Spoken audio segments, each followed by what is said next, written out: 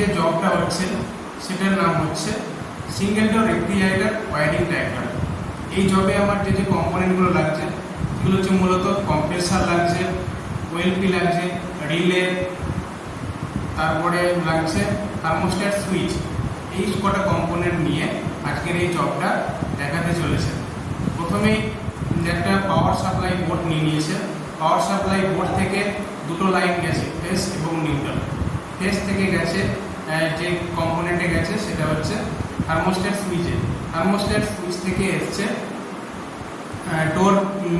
ডোর সুইচে, ডোর switch থেকে এসছে ডোর বাল্বে। এইভাবে আবার নিউট্রাল যে লাইনটা আছে, নিউট্রাল লাইনটা এসছে সরাসরি ডোর বাল্ব থেকে গিয়েছে কম্প্রেসারে।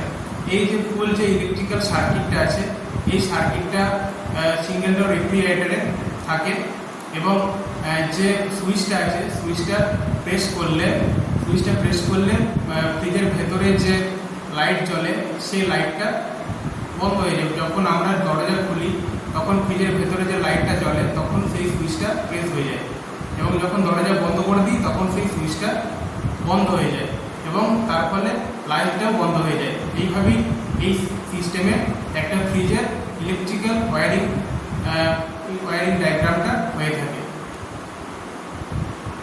এখানে যে সমস্যাটা হয়, সমস্যাটা হচ্ছে যদি ডোর সুইচ কোনো কারণে যদি ডিফেক্ট হয়ে যায়, এই ডিফেক্টের ফলে কিন্তু ভেতরে ডোর বাল্ব জ্বলবে না। আর যদি থার্মোস্ট্যাট সুইচ যদি কোনো কারণে ডিফেক্ট হয়ে যায় তাহলে ফ্রিজের ভেতরে যে বরফ জমে, সেই বরফ জমার হাত থেকে আমাকে যে সেন্স করে, থার্মোস্ট্যাট অ্যাকচুয়ালি কাজ হচ্ছে সেন্স করা, সেই সেন্সটা করতে পারবে না, তার ফলে কম্প্রেসার বন্ধ হবে না। এইভাবে কিন্তু একটা ফ্রিজ পুরোপুরি ডিফেক্ট হয়ে যায়।